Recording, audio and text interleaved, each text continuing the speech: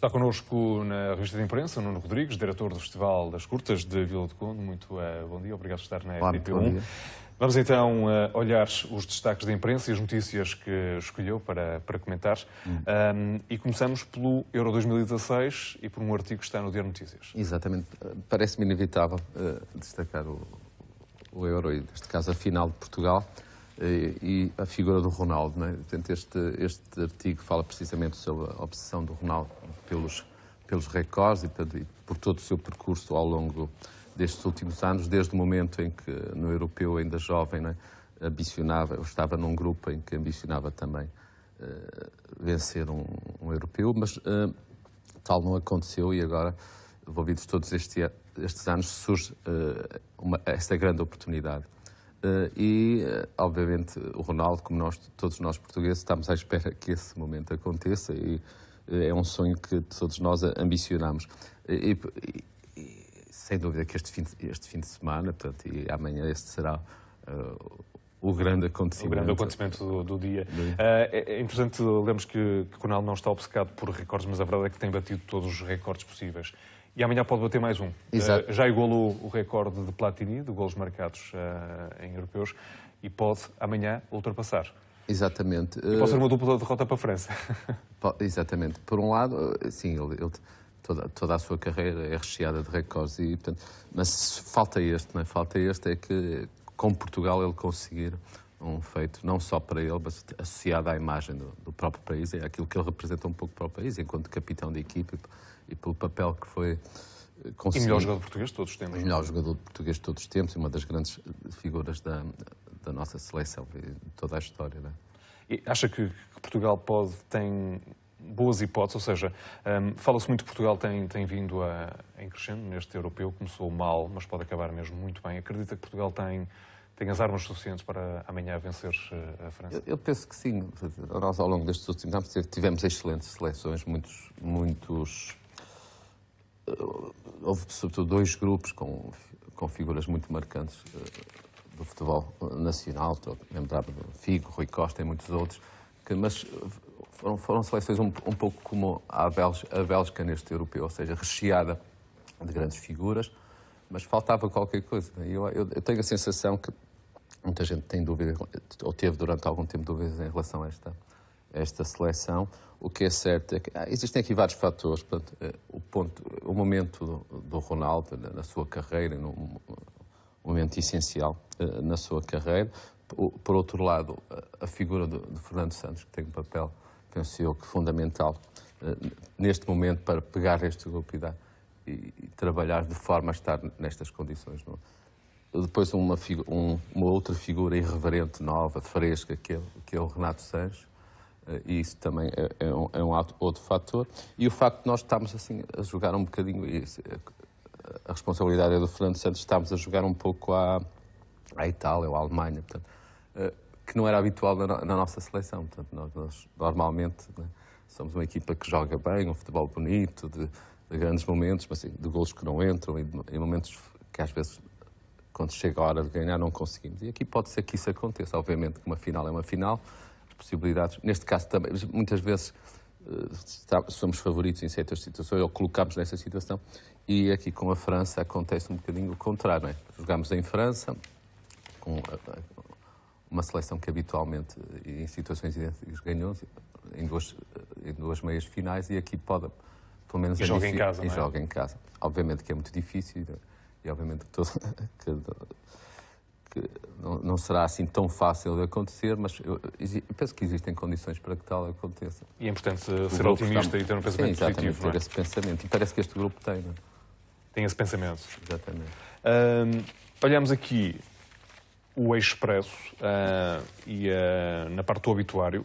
Foi uma semana complicada, porque olhando para o Expresso percebemos que desapareceram Camilo Oliveira, o Elie Wiesel e também o realizador iraniano Abbas Kiarostami, que ajudou a colocar o cinema do Irão no mapa. Este é o tema escolhido por si também. Sim, então, obviamente é uma semana triste para a cultura nacional e internacional. Eu escolhi o Abbas Kiarostami primeiro porque é um cineasta que sempre apreciei e por outro, porque obviamente foi uma figura ímpar à imagem.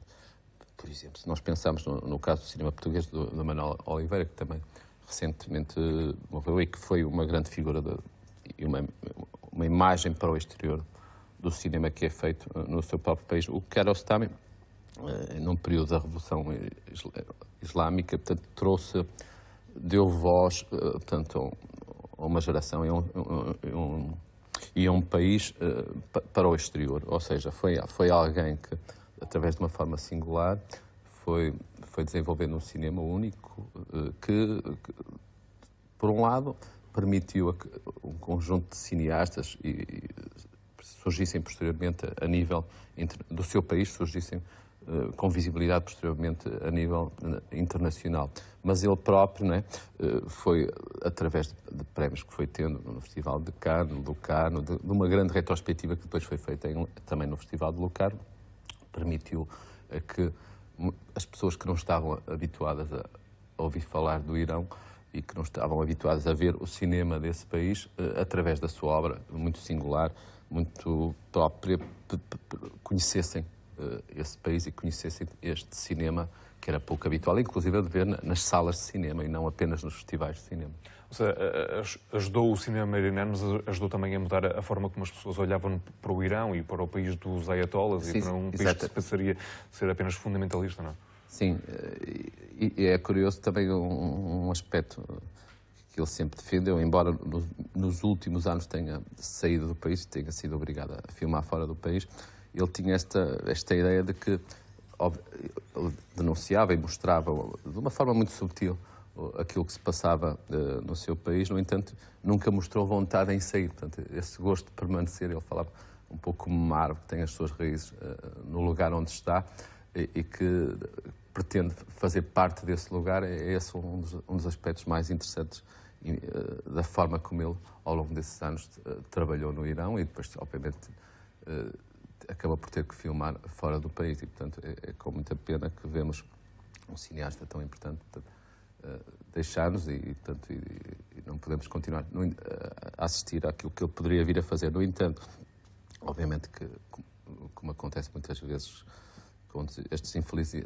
acontecimentos surgem, obviamente as pessoas voltam a estar atentas e certamente que vão procurar aqui e um pouco por todo o mundo redescobrir a obra deste cineasta. Este cineasta, exatamente.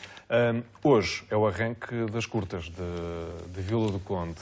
Quais são os grandes destaques do programa deste ano? Ora bem, o Curtas tem uma programação muito vasta e diversificada que vai decorrer ao longo destes 9 dias. Hoje, portanto, abre à tarde com Curtinhas, que é uma secção dedicada aos mais novos, e com um filme que está agora a ser um dos grandes sucessos de público, que é À Procura de Dory. Portanto, é a abertura daquilo que depois será, ao longo da semana, toda uma programação pensada para os mais novos, com uma secção competitiva de curtas-metragens feitas por cineastas de todo o mundo, dedicado ao público mais jovem. Logo à noite vamos ter às 9 horas a abertura oficial do festival, o filme Diamond Island, de Davi Chu, um cineasta francês de origem cambodjana e que esteve foi um autor que ganhou a melhor curta há 2 anos atrás e que este ano, com este filme, esteve na Semana da Crítica em Cannes e que será a oportunidade, portanto, de ver em estreia nacional e internacional, portanto, porque o filme ainda só, portanto, teve a sua estreia em Cannes, em França, este filme de um realizador completamente desconhecido do grande público. Vila do Conde tem essa particularidade de dar a conhecer cineastas novos e menos conhecidos no contexto nacional e, portanto, penso eu que será um dos grandes momentos essa abertura logo à noite. Depois, temos sempre também os concertos, não é? Exatamente. Depois e temos, desde logo, os Tinder Sticks. Os Tinder Sticks, sim, exatamente. Com 2 concertos, não é? Com 2 concertos, porque neste momento estão esgotados e, portanto, o festival tem uma programação ao longo destes anos, aquilo que chamamos dos cineconcertos. Os Tinder Sticks não têm em Vila um concerto habitual, ou seja, é um concerto, obviamente, mas eles convidaram um conjunto de cineastas e o próprio Stuart Copeland fez um filme para esse concerto, para, portanto, criarem pequenos filmes para o concerto em si. E nesse sentido, inclusive alguns cineastas que têm passado por Vila do Conde fizeram filmes para o concerto do último álbum do Waiting Room. São 2 concertos, na próxima quarta-feira. No entanto, outros projetos de cineconcertos vão surgir em Vila do Conde. Estou-me a lembrar de J.J. Johansson, no próximo sábado, um projeto em estreia mundial de Legendary Tiger Man, associado a uma fotógrafa Rita Lina e ao cineasta Pedro Maia, e também um sexteto de jazz, Greg Folk Group, com um projeto no qual são apresentados alguns filmes das vanguardas artísticas da história do cinema. Rodrigo, chega aqui o convite para quem nos estiver a ver para visitar a Vila do Conde e as curtas. Obrigado por ter vindo à revista de imprensa. Obrigado. Obrigado. Fazemos agora um intervalo no Bom Dia, regressamos daqui a pouco. Até já.